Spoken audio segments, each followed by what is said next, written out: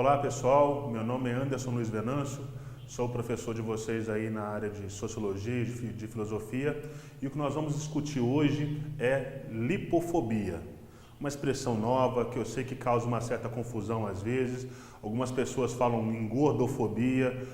Hoje em dia, os psicólogos, o pessoal aí ligado à área de distúrbios na área de alimentação, estão preferindo esse termo de lipofobia em função do quê?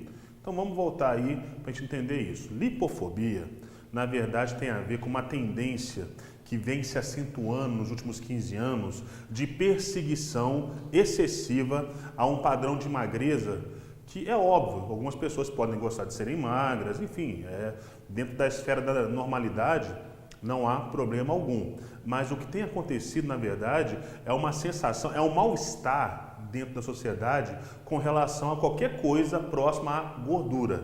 Então, você pode estar em casa se perguntando, mas então ser gordo é saudável? Não é saudável, mas também não é ruim. Eu não vou aqui fazer um discurso de especialista na área de nutrição, porque eu acho que não seria adequado, mas o que eu estou aqui acentuando é a questão estética e a questão moral que a nossa sociedade vem enfrentando relativa a essa questão de como lidar com o sobrepeso e que tem a ver com a nossa própria identidade, sobre aquilo que nós achamos ser bonito ou ser feio. Então, quando pensamos em lipofobia, estamos pensando numa aversão, numa raiva, num sentimento de enorme desconforto para qualquer pessoa que apresente um peso acima daquilo que a sociedade entende como normal. Qualquer pessoa que apresenta um padrão mínimo de gordura, porque volto a dizer, eventualmente você está pensando em lipofobia, está falando, então é a pessoa que tem medo de gente muito gorda. Não é só isso não, gente. A gente está pensando aqui naqueles casos em que o adolescente, o jovem, olha no espelho, muitas vezes faz academia 5, 4 vezes por semana, tem uma alimentação super balanceada e mesmo assim a pessoa acha que está acima do peso. É uma perseguição quase cega e irracional por um ideal de beleza inalcançável. Então, quando estamos pensando em lipofobia, não estamos aqui fazendo nenhum discurso de defesa da obesidade ou de um padrão nutricional desregulado, de forma alguma. O que estamos aqui apontando é um problema grave de que a nossa sociedade contemporânea não consegue mais viver bem com qualquer coisa que não seja um padrão de beleza pré-estabelecido e muitas vezes irreal. Você olha normalmente o ator num filme, numa novela e fala, nossa, eu queria ter aquele corpo.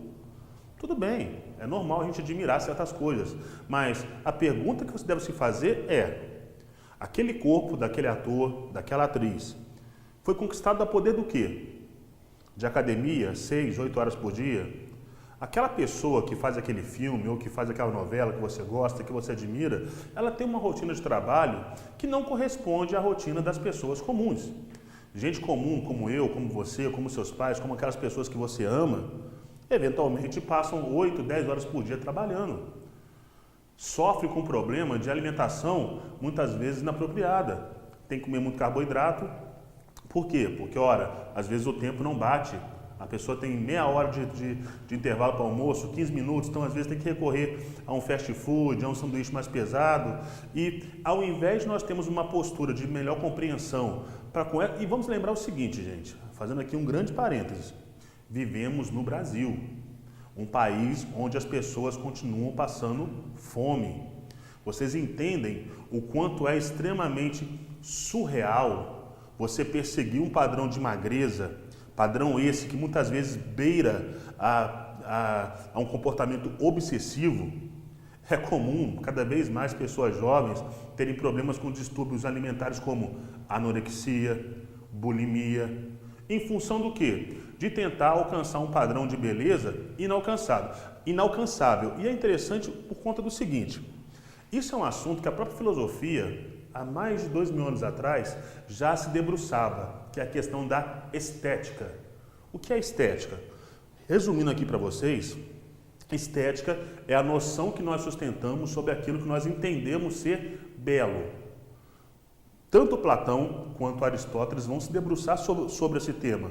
E tanto Platão quanto Aristóteles, até por serem gregos, portanto serem pessoas extremamente admiradoras da harmonia, admiradores da sincronia. O ideal de beleza grego, gente, realmente é um ideal muito parecido com o que nós temos hoje vigente em Hollywood, no Brasil ou em outras grandes sociedades, que é o quê? Aquela ideia da beleza realmente idealizada. Se você buscar no seu livro de História da Arte, se você buscar em qualquer documentário sobre a Grécia, você vai ver que os gregos tinham uma fixação pela ideia do belo.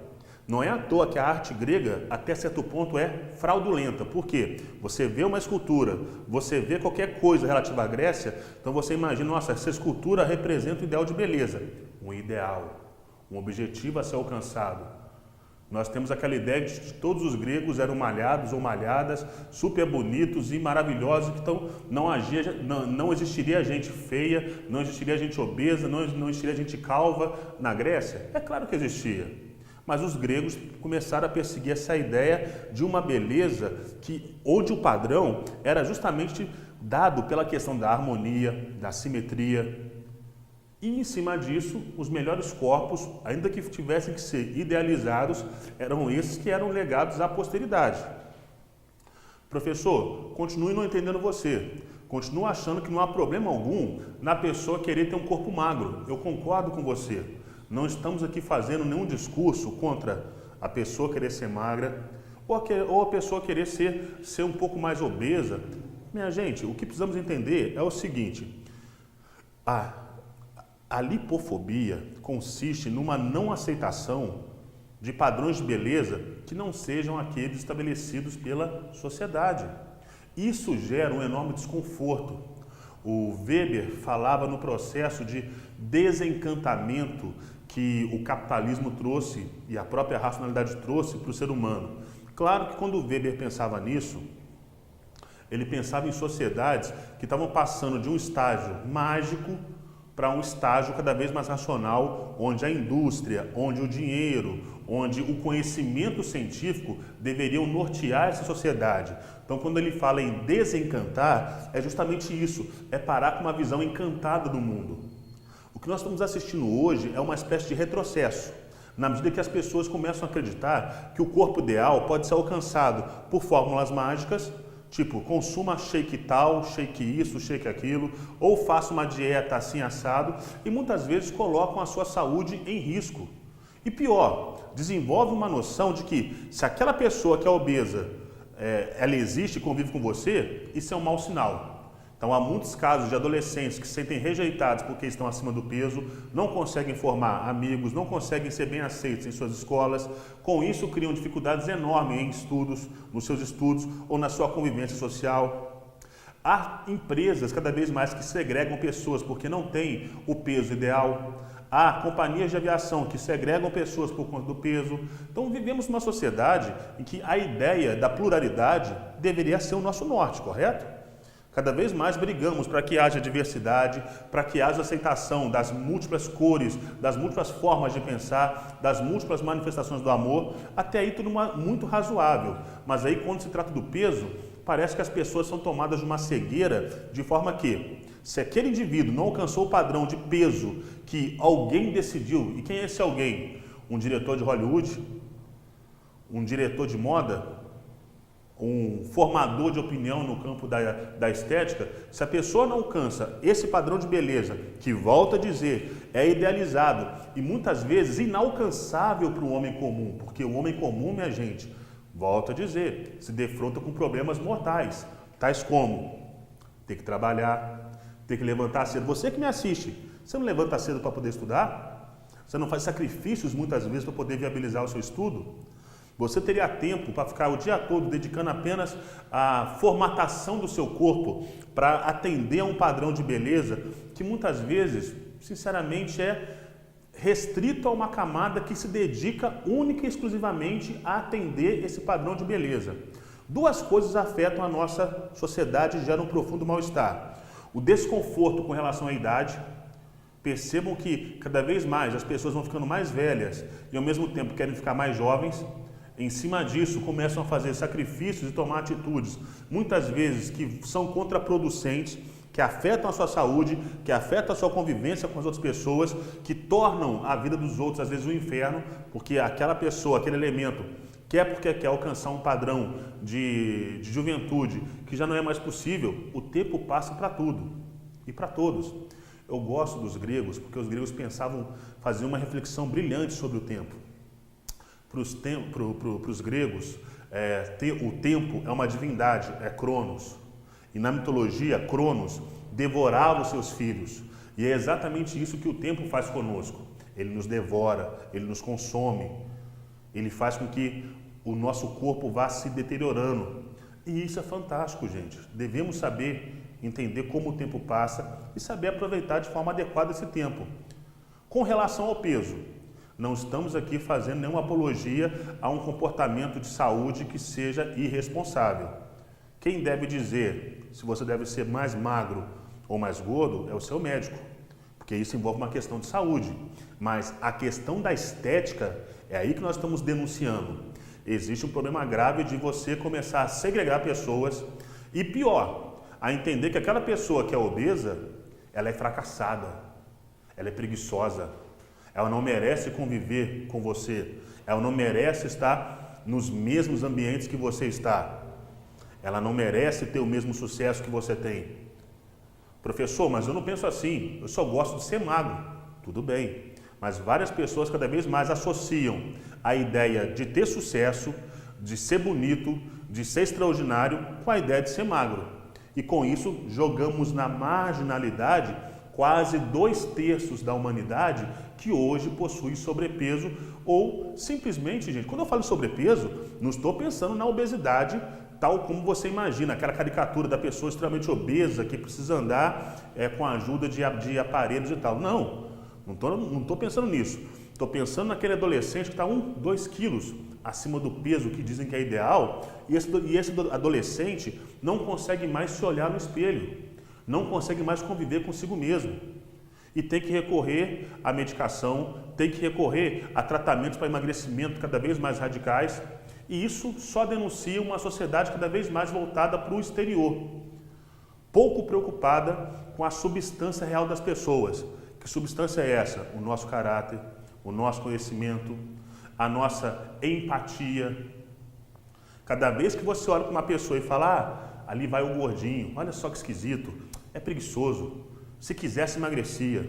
Cada vez que você faz isso, você se afasta de uma coisa muito preciosa, que é a nossa própria humanidade.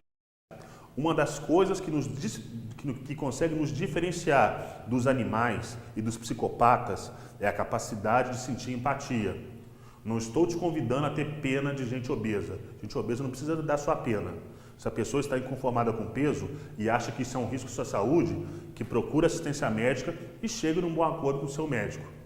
O que você precisa se vigiar é para você não começar a refletir uma coisa que é puramente artificial, que é esse apego a uma ideia de beleza puramente hollywoodiana que nada tem a ver com o homem comum. Para encerrar esse nosso momento, quero te lembrar daquilo que eu já falei. Vivemos num país de gente miserável. Vivemos num país em que as crianças que frequentam muitas vezes a escola pública passam fome e vão na escola, sabe para quê? Para poder se alimentar. Vão na escola, sabe para quê? Para ter 2, 3 refeições. Quem já foi em escola pública sabe o que eu estou dizendo. Da hora do intervalo, a criançada sai correndo e é aquela coisa louca, porque tem que chegar na cantina para tentar repetir 1, 2, 3 vezes. Essa criança é um monstro. Não, ela passa fome. Vivemos num país em que as pessoas ainda continuam tendo dificuldades com coisas simples, como se alimentar. E me parece extremamente ofensivo ficarmos cultuando padrões de beleza que nada tem a ver com a nossa realidade e que, sinceramente, como diria o velho ditado, beleza está onde? Está nos olhos de quem vê. Você vê, você pensa que a pessoa é bonita ou não. Ou seja, é uma reação sua, não é tanto aquilo que a pessoa é como você pensa que ela é. Ficar, então, idealizando beleza, idealizando padrão de peso, num país como o nosso, é, sinceramente, um profundo afastamento da realidade social brasileira. Então, no seu Enem, no seu vestibular, tome cuidado. E mais do que isso, gente, não estou aqui te convidando a fazer uma reflexão somente para a sua redação. Estou te convidando a refletir até para a sua vivência, para procurar ser um ser humano melhor e entender melhor o mundo em que você vive. Lembrem-se, o que nos torna humanos é a empatia, a capacidade de nos colocarmos no lugar do outro e de entendermos que as pessoas são muito mais do que peso, aparência ou idade. Lhes desejo tudo de bom, bons estudos e sucesso. Até mais!